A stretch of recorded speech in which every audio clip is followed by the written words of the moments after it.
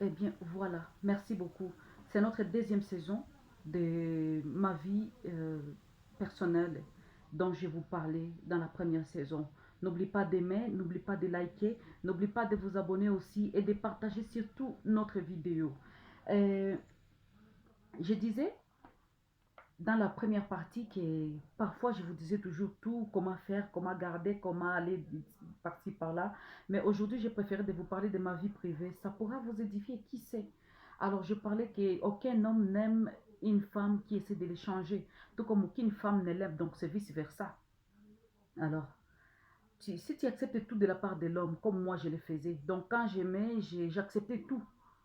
J'étais prête à parier même, j'étais prête à faire du n'importe quoi pour gagner l'homme, soi-disant l'homme de ma vie. Mais ça a toujours mal tourné parce que ce n'est pas ce que les hommes ont besoin. Si tu acceptes tout de la part de l'homme, il perdrait tout respect pour toi. Et je l'ai vécu, c'est par expérience que je te dis. Si tu te soumets aussi d'une manière inconditionnelle, au final, il restera avec toi parce que c'est simple de rester avec toi, parce qu'il y a peut-être les enfants, parce qu'il y a peut-être les familles qui se connaissent, parce qu'il y a l'église qui sait que vous êtes ensemble, il y a la religion qui est là, qui impose, mais au final, il n'aimera pas parce qu'il a besoin d'une partenaire et pas d'un objet. Il faudra que l'homme te respecte, bien sûr, parce que si le respect est parti à cause de ta soumission inconditionnelle, l'homme n'a plus d'intérêt. Alors, il y a des choses que toujours on se plaignait. Par exemple, moi, je me plaignais toujours à l'homme et je voulais qu'il me donne plus. Donc, j'attendais plus de la part de mon partenaire. Et c'était un grave problème pour moi. C'était un grave problème pour moi. Je n'y arrivais jamais. Donc, c'était une façon de montrer à l'homme qu'il ne me rendait pas heureuse. Et si un homme se sent qu'il ne te rend pas heureuse, il va se mettre à la recherche d'une femme avec qui ou d'une autre copine sur qui elle va se sentir un homme, donc un homme qui rend aussi une femme heureuse, parce que c'est leur mission. Quand Dieu les avait envoyés sur terre et a dit qu'il faut qu'ils fondent une famille, il les avait dit, je t'amène sur la terre, ta mission principale avec la femme, c'est de la rendre heureuse. Alors quand un homme ne sent pas, quand il ne se sent pas dans la position de te rendre heureuse ou incapable de te rendre heureuse, il ne trouve pas intérêt et il essaie de chercher sa nouvelle copine pour sa mission. Si tu fais quelque chose qui ne plaît pas aux hommes, il y a les hommes qui ne parlent pas. Parfois, ils n'en parleront pas. Mais il se demandera, pourquoi je n'irai pas prendre une autre femme? Donc, il y a les femmes querelleuses, il y a les femmes qui cherchent des problèmes partout.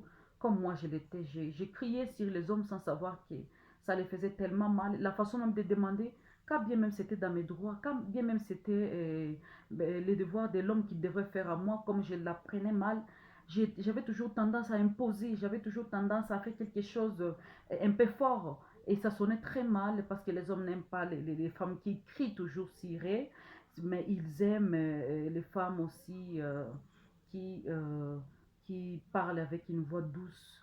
Parce que l'homme dans sa tête, il s'est dit, si tu me parles un peu doucement, je ne peux ne pas t'écouter. Donc je vais toujours t'écouter si tu me parles doucement, même quand il s'agit de tes besoins, même quand il s'agit de quelque chose comme ça, comme si essayez de parler parce qu'en parlant, vous pouvez perdre aussi vos droits, bien sûr. Et les hommes ne supportent pas les femmes qui crient. Les hommes aiment les femmes propres et bien habillées. Ils sont attirés visuellement, quoi. Donc, le fait d'être une femme euh, comme ta maman, tu portes des robes comme si c'était ta grand-mère qui te les avait laissées, ça ne donne pas honneur à l'homme. L'homme a besoin d'une femme propre parce que les hommes, ils aiment parler.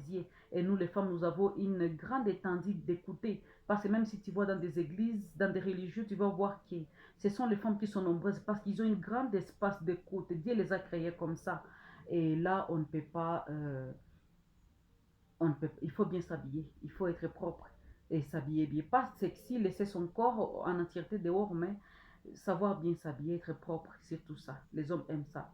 Les hommes détestent que tu lui donnes l'impression d'être sa maman. Je l'ai dit encore dans notre première vidéo.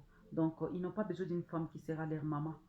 Ils ont besoin d'une femme partenaire, comme je vous l'ai dit.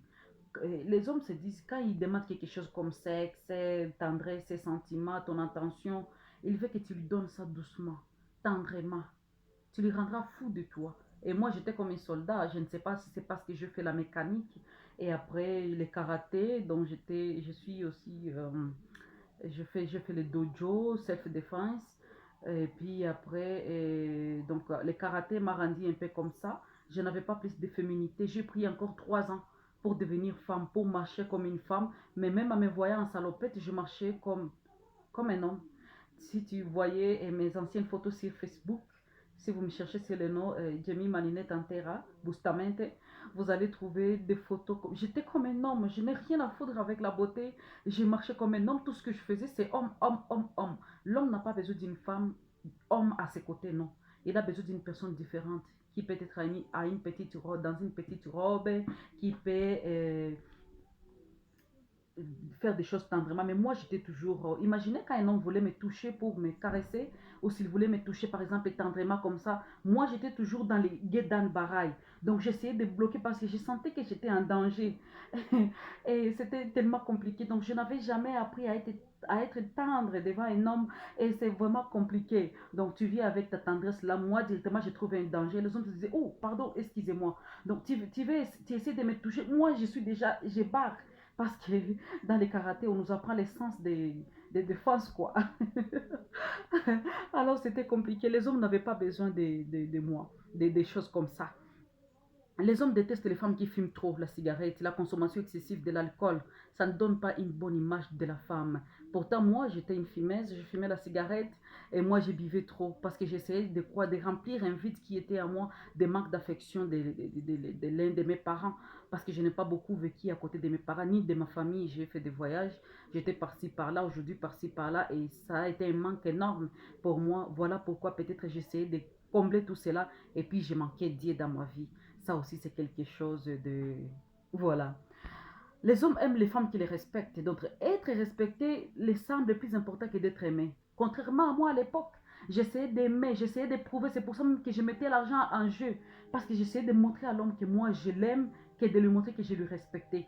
Et ça, c'est un problème grave. Donc, les hommes trouvaient à moi une femme plus autoritaire qu'une femme qui vaut pour le foyer. Vous voyez les problèmes que j'avais? Voilà. Aimez, likez, abonnez. Bientôt la troisième partie. Soyez prêts et prenez votre position.